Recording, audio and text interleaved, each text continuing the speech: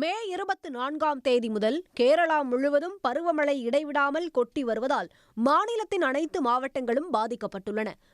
அம்மாநிலத்தில் ஒரு வாரத்தில் மட்டும் 39.55 சென்டிமீட்டர் மழை பெய்துள்ளது. இதனால் பாலக்காடு, கண்ணூர், வயநாடு, கோழிக்கோடு, ஆலப்புழா, கண்ணூர் உள்ளிட்ட மாவட்டங்கள் மிக மோசமாக பாதிக்கப்பட்டுள்ளன. இடுக்கியில் கொட்டி வரும் மழை காரணமாக நீர்த்தேக்கங்கள் கிடுகிடுவென உயர்ந்து வருவதால் கல்லார்குட்டி, மலங்கரா, பொன்முடி, பம்ப்லா ஆகிய அணைகள் திறக்கப்பட்டுள்ளன.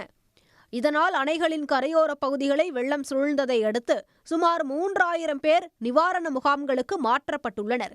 மணிமாலா, அச்சன்கோவில், மீனாச்சில், கோரப்புழா, கபானி, குட்டியடி, சாலியார் உள்ளிட்ட ஆறுகளில் வெள்ளம் பெருக்கெடுத்து ஓடுகிறது.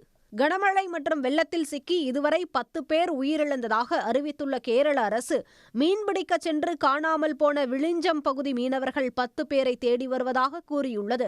சூறைக்காற்று எதிரொலியாக 1000க்கும் மேற்பட்ட மரங்கள் வேருடன் சாய்ந்துவிட்டன. 500க்கும் மேற்பட்ட மின்சார கம்பங்களும் சாய்ந்துள்ளதால் ஏராளமான வீடுகள் இருளில் மூழ்கியுள்ளன. இந்நிலையில் அடுத்த 5 நாட்களுக்கு மழை தொடரும் என அறிவித்துள்ள இந்திய வானிலை ஆய்வு மையம் கேரளாவின் அனைத்து மாவட்டங்களுக்கும் மஞ்சள் எச்சரிக்கை விடுத்துள்ளது.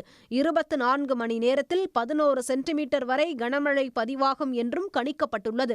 பலத்த மழையால் ஆலப்புழா, கோட்டயம், கண்ணூர், காசர்கோடு ஆகிய மாவட்டங்களில் வீடுகளுக்குள் மழைநீர் புகுந்துள்ளதால் மக்களின் இயல்பு வாழ்க்கை பாதிக்கப்பட்டுள்ளது. திருவனந்தபுரம், கொல்லம், ஆலப்புழா, எர்ணாகுளம், திருச்சூர் ஆகிய பகுதிகளில் கடல் கொந்தளிப்புடன் காணப்படுகிறது. இந்நிலையில் கேரள பேரிடர் மேலாண்மை ஆணையத்தின் வேண்டுகோளை ஏற்று அரக்கோணத்திலிருந்து 30 பேர் கொண்ட 4 மீட்பு குழுக்கள் கேரளா விரைந்துள்ளன. பத்தனம்திட்டா, ஆலப்புழா, எர்ணாகுளம், கோழிக்கோடு மாவட்டங்களில் இவர்கள் மீட்பு மற்றும் நிவாரணப் பணிகளில் ஈடுபட உள்ளனர்.